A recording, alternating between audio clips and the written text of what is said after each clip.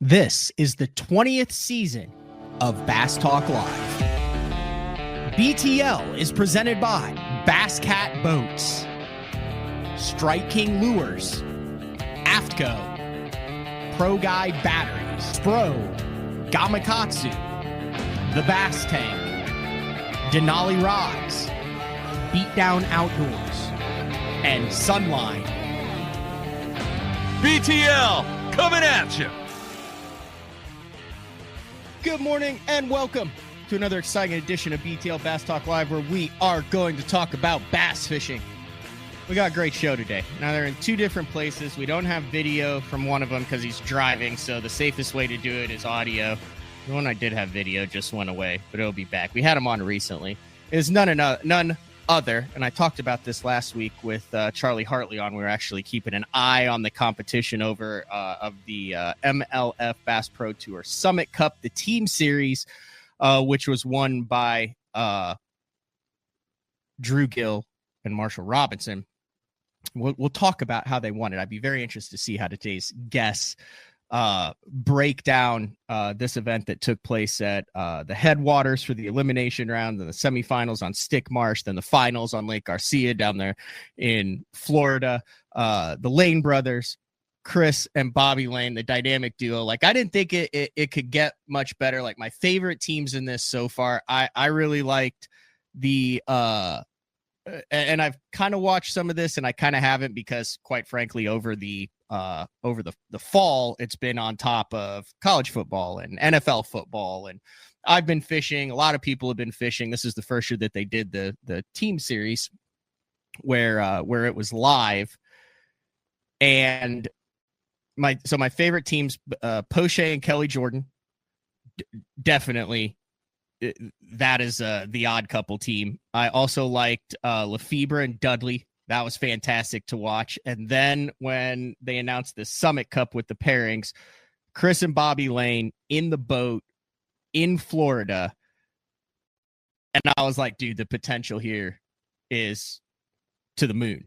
And I think it lived up to the billing. So we'll talk to them. Then afterwards, we're going to talk a little bit about Black Friday deals. We're going to talk about the joy of fishing. Like, there's been a couple instances that I've had related to tournament fishing, unrelated to tournament fishing, that reminds me why I love this sport as much as I do. And I think we started with two guys that love the sport that have done really well. I mean, I was looking up some of their stats before. You know, Bobby is like multiple world champion. Chris has won BPTs, but Chris has had a very solid last 3 years on the BPT: 29th, 28th, 25th, and 24, 23, 22. Bobby in 20th. They're both qualifying for Red Crest. They both got, I think, $11,000 checks for the second place finish. Marshall Robinson is on the list to get on. I know we've had Drew Gill on recently too, but I'd love to get Marshall on and to talk about that. So we'll see how this works. So, like, if I add them in, so like I can't see Bobby anymore,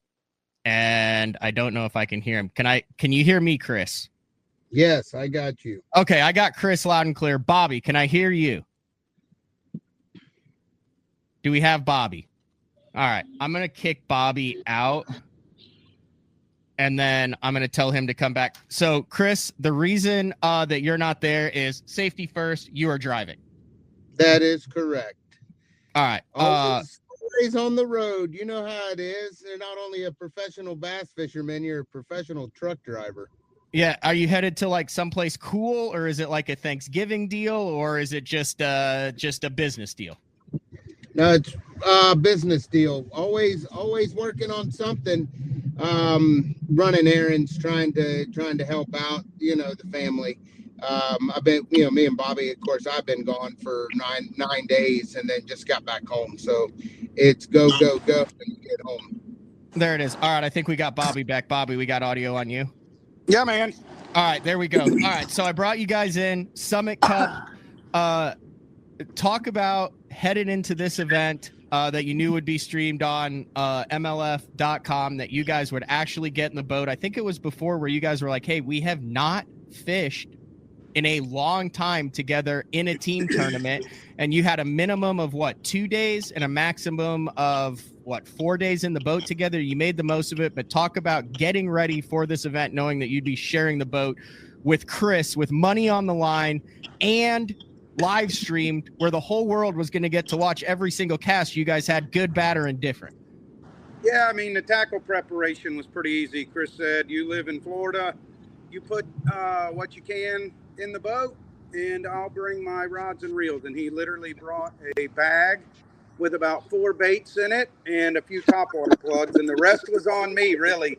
I doubled down on my rods and reels. He had what he needed for rods and reels, and that was the tackle preparation. I mean, they said Vero Beach. It was a 60-mile radius, and there's not a lot over there that I probably haven't fished. So Chris says, you're the captain, be your own man, and do what you're going to do.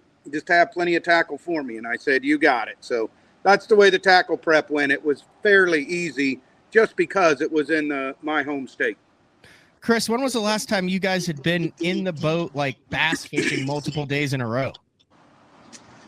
Man, I think that had to be over 25 years ago, I would have to say. I think the last time me and him actually went fishing together was up here on Guntersville. He was passing by him and Cal and it's I guess that was a couple years back, or maybe even longer. Now we went out and got the evening bite, and that was it. Really? So were you guys both excited then to get in the boat here and actually like do something with money on the line and the Summit Cup on the line? I think so. Yeah. Go ahead. I think so. I think it was get together, and I think our mentality is the same when it comes to putting money on the line and competition. I mean, you want to beat everybody that is in that competition. So I think we both had the same mentality, and that was, let's go make some money for the family, but let's put the hammer down. Bobby? Yeah, man, the beautiful thing about that is it's a guaranteed, I think, $4,500 just to make those team events. So you already know, with no entry fee. I mean, that's pretty impressive. So, the expense was going to be minimal. We were guaranteed a nice little check to begin with, and to be in the home state, we weren't satisfied with that at all. It was like, okay, how do we, what do we need to do? What's the weather going to do to shape up to get ourselves in the championship round and give us a shot to win the 20 grand a piece instead of the 4,500 that we were guaranteed. So, and there's a little pride involved in all of that also. Everybody texted me, oh, we see your guys are going to Vero and right up your alley. So you add a little pressure onto that. But the way me and Chris fished, man, it was, I knew we would be fine. I just didn't know how we were going to react to each other being in the front of the boat. That was my main concern. Like, I want to flip, he wants to throw top water or throw a plastic out there or something like that. That was my biggest concern. Like, how were we going to get along in the front of the boat, since we have not done that in, like Chris said, 20 or 30 years. So Chris, like, how did you guys decide that? Like, I mean, you go out Headwaters, it's a tough fight there, like, I mean, you're basically like, you could show up, do this, and then you're done if you suck, right? That's the way these things work. Like, you don't really get a lot of grace here. Like, you either catch them and move on, or you get the thanks for coming out check and you go home. So how did you guys decide going into it once you knew you were going to the Headwaters? Like, who was going to run it, where you were going to go, how you were going to fish, etc.? It was all on Bobby. I told him, I said, I don't care where you go. I don't care how you get there. Just let me stand up and fish. I'll give you, you have the whole reign of the front. I'll just try not to get in your way. And when I made a few flips over his line, I could tell he was starting to get pissed. So I said, I better back up a little bit. So, I mean, it was pretty much on you then, Bobby. Like, did you guys, I mean, was there any animosity? Was it just like old times, or did you kind of have to figure each other out on how it was going to work? Because we've seen teams here that don't work well together, or you can tell one guy doesn't like what the other guy's doing, etc., and it doesn't go well. But you guys seemed like it was old times when you got in the boat, even when you were ribbing each other. well, the lanes are strong. Our blood runs thick, man. I mean, that's the way we've always grown up, and we've been through a lot together, and we've been through a lot, in our own personal lives, and we still help each other out. I mean, that's just the way the Lane family is. We've always got each other's back, and the best thing about having a partner in the boat with you in the boat, or a team partner, or your brother, is Chris was very, very good at doing something different the whole entire time. Like, he would, if I'm flipping, which I did 90% of the time, thinking that is the way it's going to happen, he would pick something else up. If I pick something else up, he would pick the flipping stick up. We jived so well together, man. It was like, if they're on these little scattered pads, I'm not going to be casting to them because I'm flipping into a big mat. Chris can now send his plastic over there, and guess what? He caught the first 3 or 4, and it just really kind of takes the edge off of things, I mean, 20 grand's nothing to shake a stick at. So there's some decent money on the line, and not that we had the pressure. I think it was more pressure of not getting eliminated. Like, the 2 boys that grew up in Florida fishing together, everybody in the field is fishing against those guys. And that's kind of the way I was kind of approaching it, like, let's not suck. And it worked out great. His very first cast, he said, there he is. I'm tying a hook on my 2-ounce weight. And he set the hook into a 2-pounder, and we just jived from there. A lot of the spots we used to fish down in Headwaters have either been beaten up, or Terry Scroggins got in there before we did. We saw a lot of trolling motor trails, but all in all, we really handled ourselves in Headwaters the way we should have. Chris's best statement was, "Hey, you're your own man. You're the captain. Do what you want to do." "Hey, Bob, why don't we ease over here?" I'm like, "Well, you just told me I'm my own man and I'm the captain." "Hey, Bob, why are we still here?" "Well, then quit telling me that I'm the captain and you do what you want to do." And that was kind of the gist of the whole thing. And I knew if we could stay calm and fish slow, that the bite was tough on Headwaters, pre-front and all that. But if we fished slow, anywhere you go in Headwaters, you're around fish. And, that's how we ended up advancing into the knockout round. And winning that round was just fishing really slow and, not making a bunch of moves. Chris, I'm interested in your take on this. We've seen one of the most dramatic victories in professional fishing when you kneeled with the Classic Trophy. Bobby, you're a world champion on the MLF side. You both have BPT and or Elite Series titles. Was there a different feeling going into this? Did you have any nerves at it? Was it different than what you've been used to with an individual sport, relying on none other than Bobby to help get you through this one? Or was it just, did it not have any of those nerves or anything that you could relate to past events? Yeah, that's a really good question, because you can only blame yourself when you don't do good. Now you can blame both of you if you don't do good, or celebrate in the success. I think the nerves were not there as much, just due to the fact that you had, it was a team. I mean, that's truly what it was, whether, like an NFL team's counting on a quarterback, or, a baseball team's counting on the pitcher. I mean, I'm counting on Bobby. Bobby's counting on me. I mean, it was a completely different dynamic. And I think what's so cool about it, it's what everybody can relate to, right? I mean, that's what guys do on Saturday mornings. That's what the seniors do on Wednesdays. They team up with their buddy and they go out and they go fishing and they try to beat the ref. I think that going into that, the pressure was not mounted as high until that final day, until it came down to, okay, we both have to do our very best in order to win this thing. I think getting through the qualification rounds, it was a lot of fun. It was a lot of enjoyment. And I was just having fun with my brother in the boat and fishing in Florida. That's what I think I really kind of relied on, was the enjoyment of it. But you could feel when the clock's starting to wind down, or when, you start to fall back a little bit that, okay, all right, let's lean on each other a little bit here. We need to catch a big one. So I think it was a completely different dynamic, but yeah, the nerves were still there towards the end.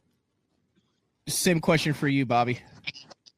Yeah, man, I don't think it had what, the Red Crest or the Bassmaster Classic, just because that's a well led up tournament with all the media, and the money, of course, is different. And the trophy, I think it had a whole different excitement level of its own, being a team event.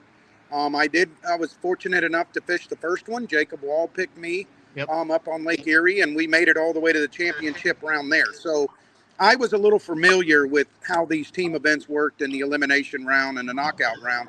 And to make that championship was super cool. And that's all you want to do. Let's face it, man, we are competitors. And every time you put us in the boat together or separate, we have one goal in mind, and that's to do the very best, try to win the event. Every time I'm on the water, no matter what body of water it is, I want to try to... What was that, Chris? Is that a jet?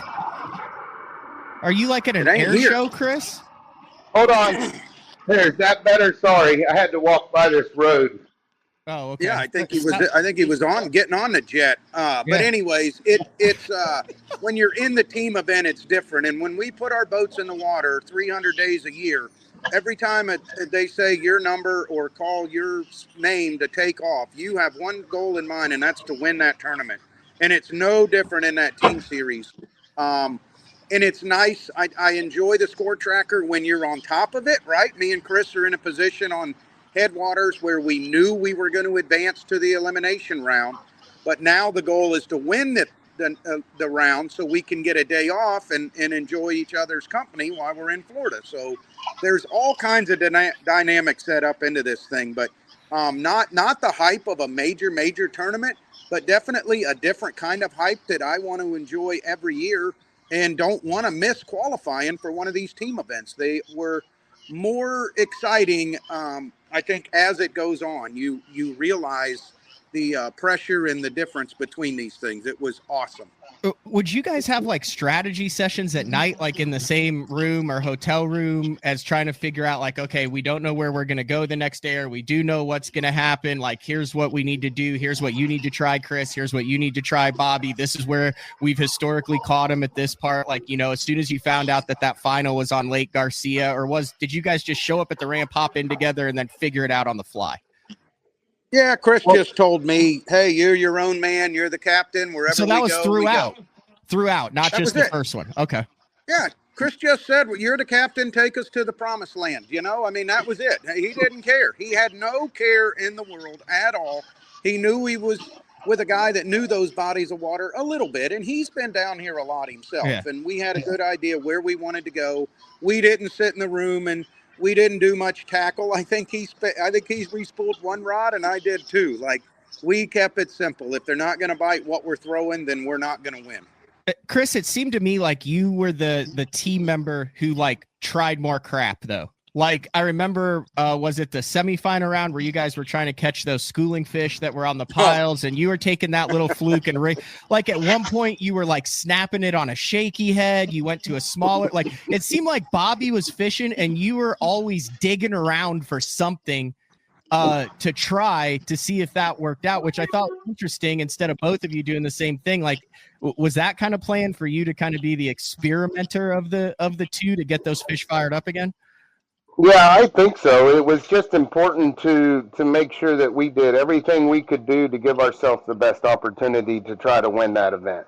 And when you're in a situation like that, to where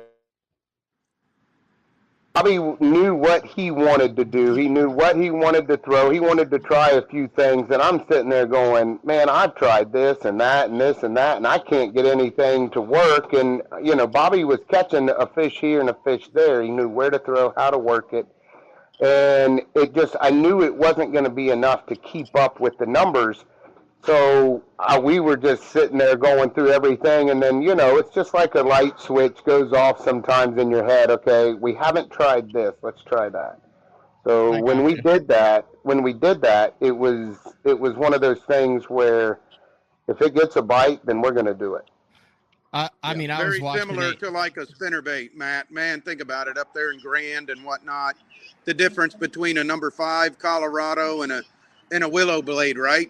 And one just gets smacked or a bladed jig or some sort. When you make that connection and then you go to the next dock or the next tree and you immediately get another bite, your confidence goes up 100%, and you know now crank the boat up and find as many of these things exactly like you can. And that's what we did. I found those piles on the active target, and then we knew exactly where to throw and how to rotate them. And once we started doing that, there was no holding back. Going into that final round, you had a couple teams with your hands full. Obviously, a lot of history with Skeet and John Murray. Also, Terry Scroggins and Britt Myers there. But at what point did you realize that the young 20-year-olds were going to be a handful? Like, did you guys have any idea how they had been doing it? I know you'd fish against them in previous rounds. Did you run across those guys on the water? Because this is kind of one of the other reasons I wanted to have you on. There was a very interesting 180 dynamic of how Marshall and Drew approached it and how Chris and Bobby approached it on 3 different fisheries. Remember, you don't know what it is the night before. Headwater, Stick Marsh, and Garcia. And this thing ultimately ended up being won primarily on a drop shot on a spinning rod. I think all but 2 fish that they caught on that final round were on it. And you guys were power fishing. But did you have any idea what the other teams were doing? And I'll start with Bobby here. What are your thoughts on how it was won from what is historically the hardest state to figure out at a time of the year when most guys don't fish Florida on 3 different bodies of water against 2 guys who I don't think anyone would want to tangle with, Arnie, Chris, or Bobby in Florida? Man, there's a short answer and then a medium answer to that. Forward-facing sonar, right? It's kind of overtaken this whole fishing world in the last, 2-3 years now. It's really been dominant last year and the year before. We watched Tyler Rivette win the Elite Series on Okeechobee in the canal. On Okeechobee, I mean, the same as Garcia, Headwaters, and whatnot. Chris made a great point. Every day on the water, the 2 days we fished against him, he said, how many has Drew Gill caught? And the answer was Drew Gill's caught 15 bass, Marshall's caught 2. Well, it doesn't take a scientist to figure that out, right? Or rocket science. Drew Gill is probably, top 10 in the world for scoping using forward-facing sonar. When those numbers came out, there's no way he's beating us flipping or he's beating us throwing a plastic or throwing a moving bait or something like that. Like me and Chris would have been catching more fish than we were. We knew immediately that Drew had figured something out with either drop shot or a minnow. And it's unfortunate, right? But it's the new way of things. You could say, oh, we had Hurricane Helene and we had Hurricane Milton. It pushed all the fish into the mouths of the canals. And it did a little bit of that with the running water. But let's face it, there's fish that have been in those canals for 20 years, 50 years that have never seen a bait because nobody has ever been able to see them unless it's just on one you see on your 2D. Now you pan around and you find these fish, and they were in, kind of a pattern of all their own, a fall pattern in Florida where they weren't under the junk real good. They weren't on top water real good. They weren't on moving baits.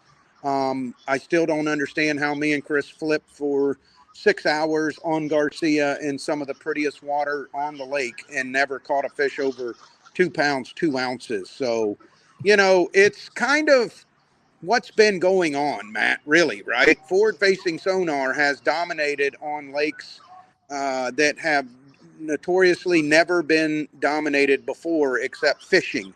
And we just watched another one go down by a long shot. Hey, if it would have been best 5, I'm pretty sure they still win the tournament. Okay. Yeah. So you can't say, oh, they're just a 1 pound. No, they caught a lot of 4 pounders, 3.5 pounders, more than anybody else out there. So,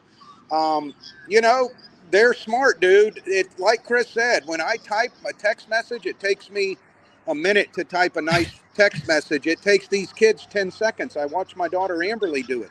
They are that much more involved in the electronics, and it's so much easier for them to pick up on it. And when it's all you do and you do find them, you dominate. And that's exactly what we saw over there in Garcia. Had it not been for the kids, it would have been a great tournament with me catching that 1-7 right in the end to bump Skeet and John out. But there was a tournament inside of a tournament. We were trying to get second because first was way out of reach. Chris, I'm interested in your thoughts on this. I mean, I know you're at Gunnersville now, but I mean, you're still a Florida guy. Do you feel especially after this weekend, the way we've seen, like, Florida is now attacked completely different than it was for the previous 20 years, specifically when it comes to tournament fishing, whether it's every fish counts or the 5 fish limit? Oh, absolutely. I think Florida's been changed. I think the whole United States, the whole sport of bass fishing has been, I don't want to say, I would just say changed with the forward-facing sonar. I think it's a great tool, and I think it's awesome for people to use and go catch fish and see that. Do I believe that it belongs in professional bass fishing? Absolutely not, because it's become, as you've seen, minus one or two exceptions, it is a one-dimensional way to win a tournament. If you're not doing it, you're not going to win, or at least 99% you're not going to win. It's like, you have to have regulations, just like the PGA. You're not allowed, you can use rangefinders as weekend warriors. You can use rangefinders as the Corn Ferry Tour, or maybe even higher than that. But, when you make it to the top level of professional bass fishing or the top level of PGA, you can't use a rangefinder. You got to lean on your knowledge and everything that got you. So it's the history of the sport that I think it's kind of tampering a little bit. And that's where, it's not a bad thing. It's not, I'm not saying that at all, but I just don't, and that's just my opinion. It doesn't belong at the top level of professional bass fishing. Let me ask you this. Did either of you have a spinning rod in the boat and or think, hey, let's tie on a drop shot on the final day? I actually had a drop shot on, not on the final day, and I had a minnow shaker on. That was only in stick marsh, because those schooling fish, and I'm like, we have to figure out a way to trick these fish. And I thought maybe that would work. Of course, we left one thing in my truck, and it was the minnow shaker. The only bag with the minnows in it we left in the truck. So okay. I'm in there looking around. But, Chris does have a good point there, man. And it's the same as baseball, right? In AAA, you can use aluminum bats. When you get to the major league, you can use wooden bats. And the same goes just like with other sports. And I love the way the Bass Pro Tour is actually handling this. We're going to go 1 period on next year and 2 periods off. Now, I don't know if there'll be any changes in the team events, but it's nice that it's going to have some limits for a change. Like Chris said, it's a dominant, one-sided deal. And yes, it is. Uh-oh. I think we lost him. Yeah, he's back. No, I'm back. I had somebody call him, but there's no way it should be allowed all the time. I think there does have to be limits on it. And like Chris said, when you get to a professional side up to the very top, then, the things need to change. You do what you got to do to get there. And then when you get there, you got to realize, hey, it's fair across the board. Yeah. As a whole, you're looking back on this thing. Obviously, you guys wanted to win a solid second place finish. Like I said, I do want to get Marshall and Drew on to talk about it, because really cool story. And I have not. Marshall Robinson is one of those dudes who I have not had on BTL yet, and I need to get him on BTL. Very impressive what he's done. I remember when he's a little guy running around with Mark. Well, just like both of you guys. I remember, was it Chris? You had a kid that was loading your boat when he was like 2.5 at Oneida one time. I remember you backed it in, and like Dave Rush and I are standing there and we're like, is that kid supposed to be in a boat? And you're like, oh, he's loading it. Don't worry. He knows it. And then he got it. And you're like, give it hell. Boom. Like a 3-year-old just putting the thing dead nuts on the trailer at Oneida in a stiff wind. Yep. That was Cal. He ran. That was it. Yeah. And now Cal's fishing too. Anyway, long story short, I want to get Marshall and Drew on, but you had some time to digest this now, Chris. Is there a place on the BPT in professional fishing now for the team series, for a team, Chris and Bobby Lane as a team, to supplant some of the individual tournaments where there's still an individual aspect, but now the team series plays a larger role in your career as a professional fisherman? Or do you like this still as kind of a fall side deal? I love it as a side deal, but I mean, let's face it. Let's get down to the business side of things. If it's going to be a no entry fee and you're going to get paid a lot of money to show up and do it, and get paid a lot of money if you're going to win, then I'm on Bobby.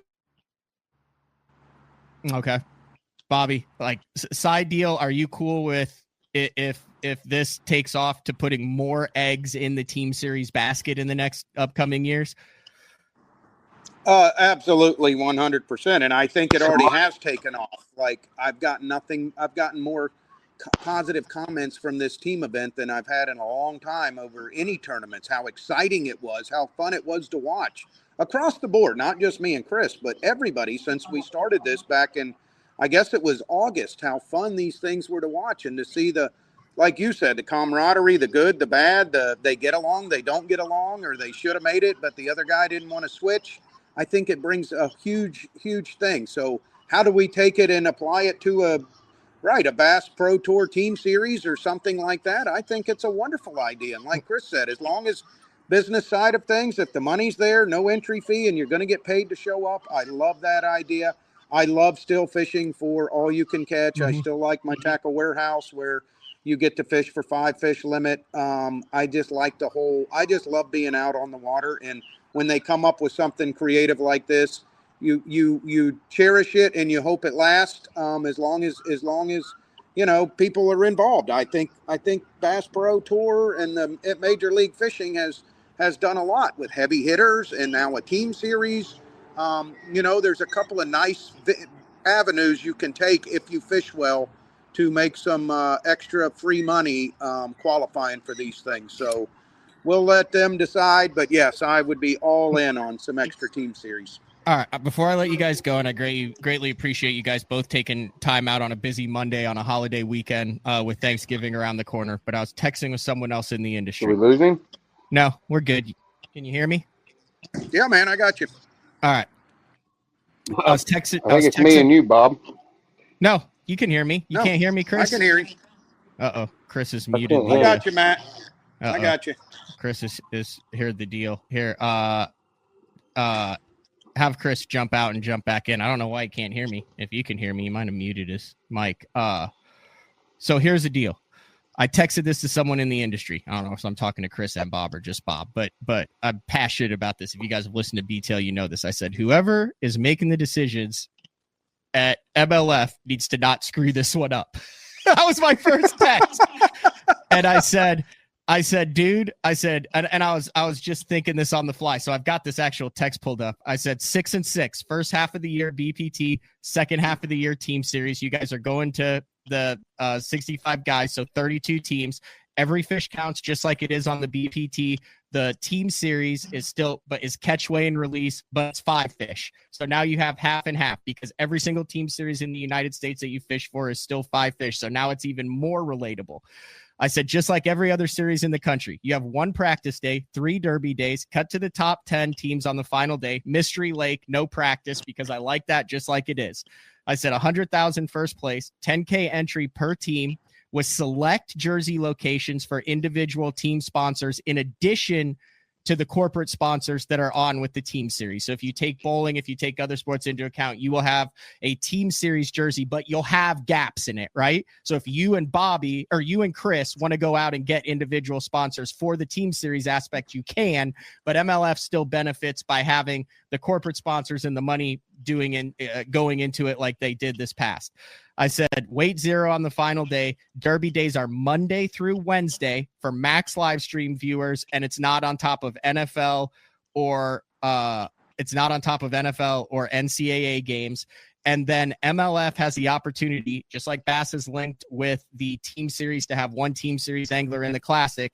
So each of the 6, you take the 6 biggest team trails across the country, whether it's the Triple T's, the ABTs, the Nichols, and that angler of the year team in each series then gets to compete as an at-large team in one of the team series of the 6 team series for the rest of the year, going forward like that. So now you've brought in the team series, you're increasing membership for MLF, you're bumping up the importance of the team series while still generating interest for MLF and generating content during a time of the year midweek when most tournaments are over.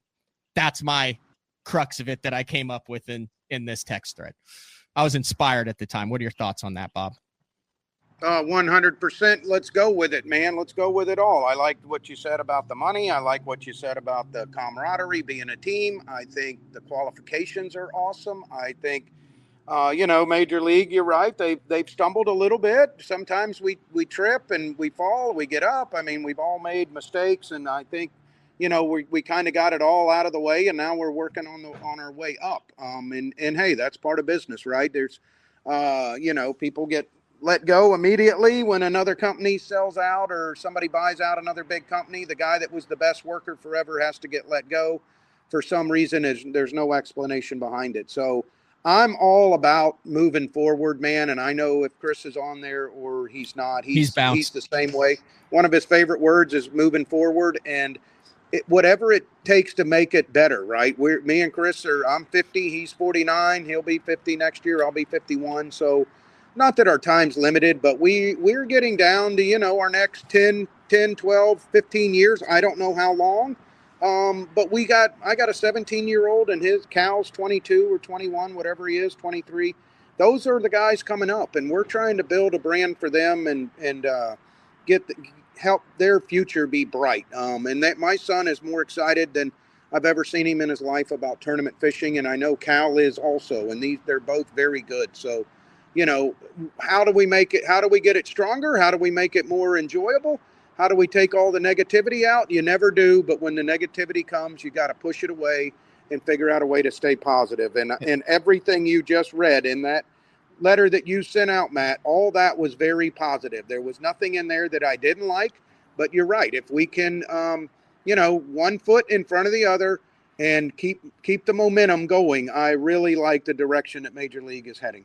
Yeah. So Steven mentions this to this, and this goes back to Mark Jeffries, who's always been a huge proponent over his time running and starting BTL for a senior tour. You mentioned the age thing. He says, I was wondering if there will ever be a senior tour. This would be the perfect opportunity. And I want to just take this format, take a league out of the equation. If you have that team series format, it's a week long, right? You have an off day, you have sponsor boats there. This would be the perfect time then to have a Jimmy Houston and Roland Martin in a boat together, and you get 10 of these guys with 5 teams with the Legends for a 4-hour Legends senior tour that goes along with this team series element of it. And then you've got the team series, and then you get the 2 guys in the boats for the senior tour for a 4-hour. And especially when you're on locations like this, you can go to a small lake, fish catching lake, right? Because people want to see him catch fish. I don't care what it is. I think there's also a senior tour element that fits very nicely in with the team series. Because I mean, in all honesty, like I would feel much comfortable having 2 guys in a boat than just an 80-year-old dude who's bungee strapped to the butt seat, hoping he doesn't fall out running across Lake Erie. Dude, who doesn't want to watch Roland Martin fish again, or Kevin Van Dam? These guys that are getting out, right? Who wouldn't put Larry want to Nixon watch and these Van guys Dam in a fish? boat together? Put Larry Nixon and Van Dam in a boat together. Think about it. People tell me all the time, we want to watch the Legends fish. This is the way to get them in a boat together and put them on a pond. Hank Parker, right? Yeah. These guys catch millions a year in their own private ponds. Let's put them on a good pond and watch them go at it. The camaraderie would be phenomenal. I think it would be something that would be a really, really nice, an uptick for bass fishing, right? I mean, to bring these guys back, you only see them at ICAST or a show or two. but to actually see them and film them again, I think it would be phenomenal. Roland Martin is one of the absolute best on camera. And I get to spend some time with him down here in Headwaters, because he does a lot of trips down there, and his passion and his drive is just, I swear it was like it was 20 years ago. The guy is full of energy, and I would love to capture that in a team series on camera. And let's see how the outcome is. I think it would be a wonderful idea, Matt. Yep. All right. Anything else before I let you go, Bob? Dude, you guys have a wonderful Thanksgiving. Happy holidays, Christmas. My daughter's getting married in January, and then we're going to start the Bass Pro Tour. So I'm enjoying some cool weather here in Florida. I'm sweating right now, but my big scholarship event's coming up in December 12th or December 7th at Camp Mac. We have a really big group there, but no, man, everybody enjoy them holidays. What a great week it was last week, and little pocket money for the holidays never hurts. Awesome. Have a good one, Bobby. Happy Thanksgiving. See you guys. All right, there it is. Bobby and Chris Lane. Also, big shout out to Chris. Like I said, he was driving, getting stuff done, but those guys have always made time over the years to make time for BTL. I think the last time I saw them together, I've told this story before, Chris and Bobby were trying to catch a raccoon with a pool skimmer. That was interesting. So that concept, that theory, I used it with MLF because they're the ones embracing the team series. Bass is the organization that has a team series angler that goes all the way to the Bassmaster Classic. But I think that element is the future. Team series fishing, I don't know if I want to say it's never been bigger, but there are a lot of hardcore tournament anglers that follow the professional tour that fish what I would say high level team series. I mentioned the ABT. We've seen what they've done with the live streaming, with the weigh-ins, the Nichols team series, the Brandon Belt team series, the Texas team, like there's a Florida has them, the Carolinas have them.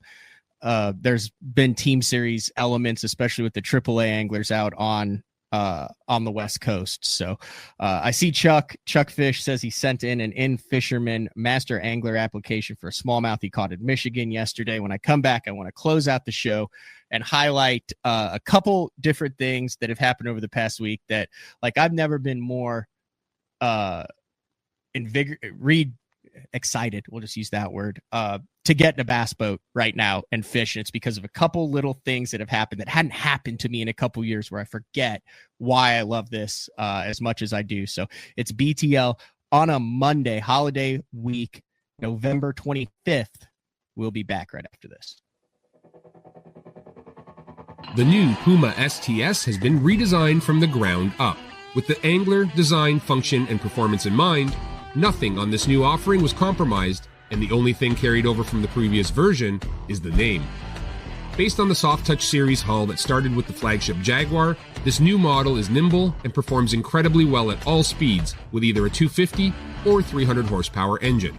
Featuring a new 96-inch wide-body footprint, this hull measures out at 20 foot 7 inches in length. Industry-leading design coupled with tournament-winning performance. The Puma STS from Basscat. Feel the rush.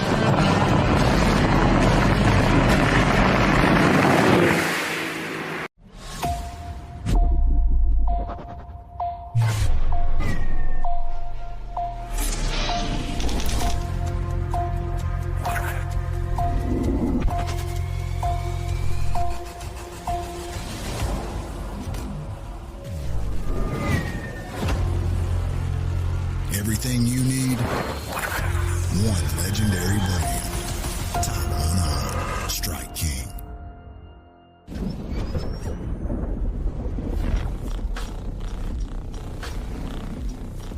Gear that just plain works. Cast after cast after cast.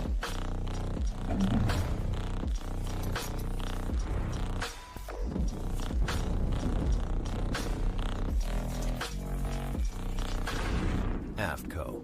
Any fish, any water. Your early morning mentality is your every hour mentality.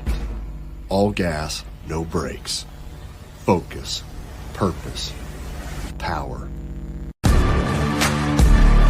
Destined for the water, but confident everywhere else.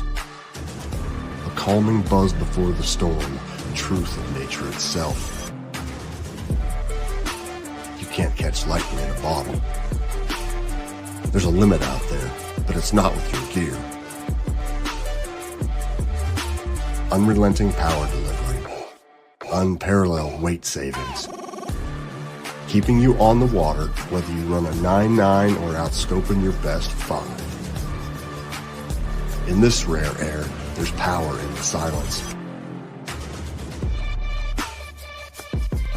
It's a mindset, thinking only of the things that matter and freeing your mind from the things that you trust.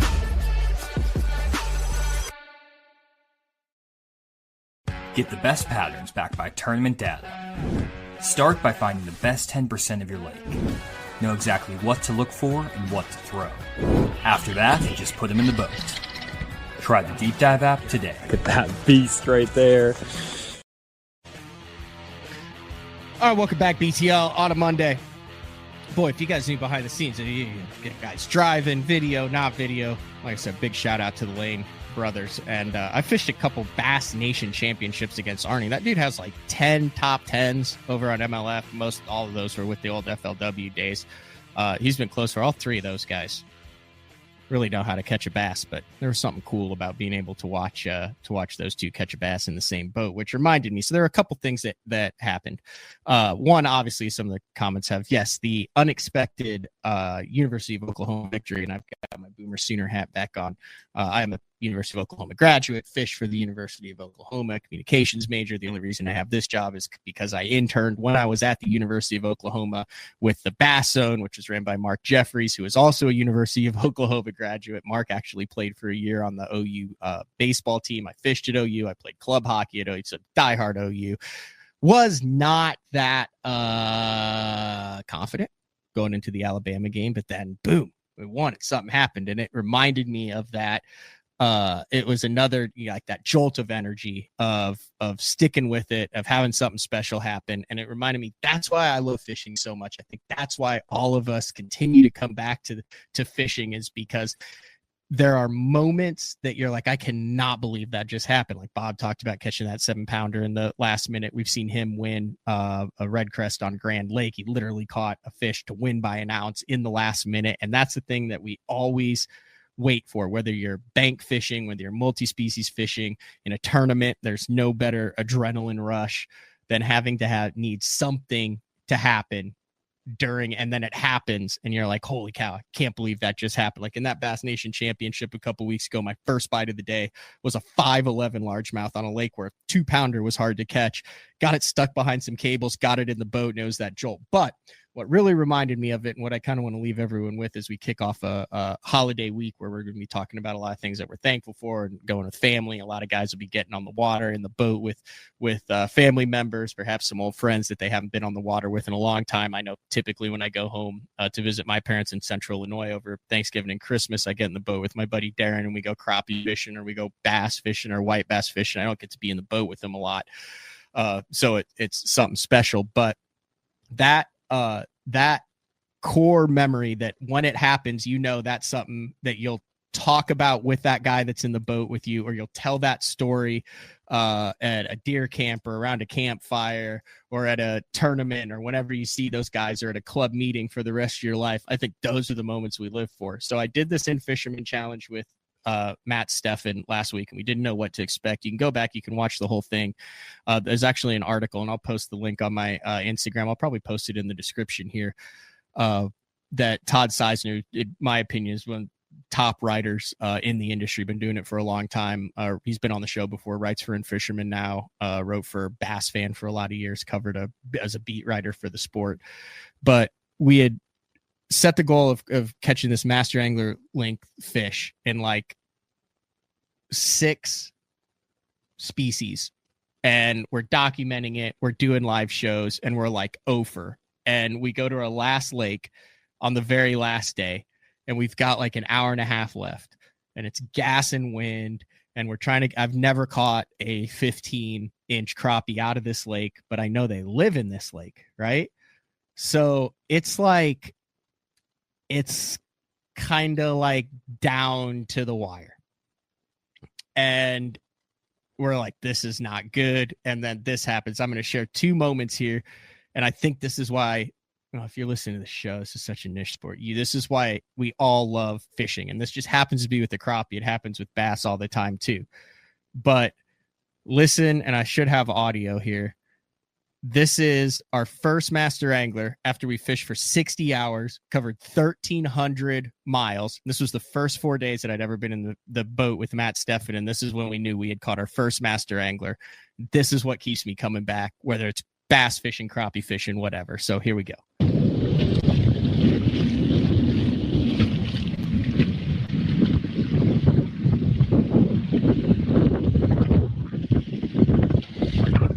Boy, that's I got it. Oh, I got it. Come on. Holy cow, dude. Yeah!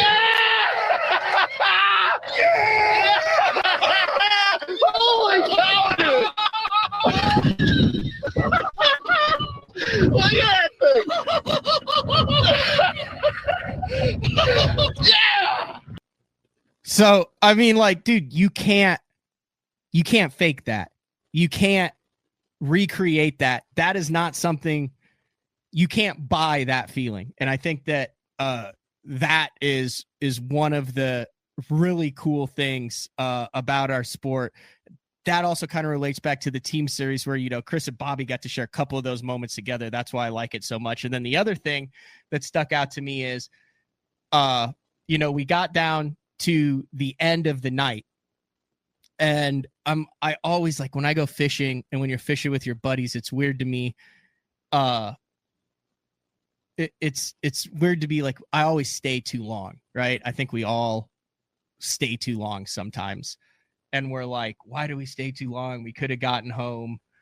And so like 45 minutes later, it's pitch black. Matt hasn't caught his master angler yet. I've never caught a crappie in the dark at all.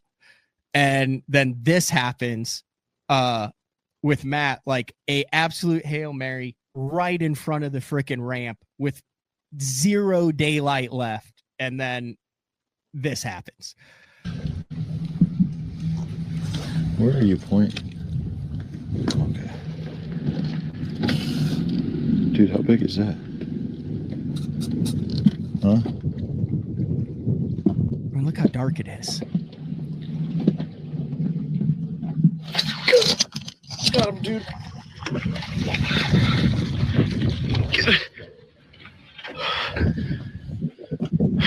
Is it? I don't know. I think it might be. Is it? I think that one is, dude. Is that bigger than the other one? Holy cow, that's a big one. I don't know. I think it's pitch black out. We have to get a light to even see how long this fish is. We've been fishing for 4 days. He's long. Come on, baby. Is that your personal best? The last one was. Oh my gosh, that hook is in there. Great. That's a big freaking crappie. What is going on? Did he suck that thing deep? How big is this thing? Wait. Come on. Master Angler! Master Angler, baby! Master Angler! I mean, those are just 2 things that remind me of the joy of the sport. And I think why we all watch, we try to get better. We spend the time on the water. We go out with expectations. And then when it pays off, even if it's in the last minute, we go 15 times now. You'll never catch one on the last cast like that, or you won't catch one in the last hour. But I don't know, just on a holiday weekend, those are some of the things that made me coming back. So I'm going to do something new tomorrow, something that have not done on BTO, which is I'm going to peruse the internet for the best Black Friday deals. And we're also going to have Dave Rush from Best on Tour. Sign up for that newsletter at bestontour.net. Come in, and we are going to talk about some of the best Black Friday deals. I don't care. a lot of sponsor stuff that supports BTL. There's some incredible deals that are going on with Pro Guide batteries, with Spro. I think rock crawlers are less than $4 on some of their sites. Sunline has a bunch of great stuff, but also non-sponsor stuff, some things where, if you guys want to take advantage of it. So we'll have Dave on. He's compiling a list of all the best Black Friday stuff, and then be back with another show on Wednesday. And then, hey, it's Thursday. So big shout out to the Lane brothers. Thanks for joining, everybody. Same place, same time tomorrow. We'll talk to you then. Later.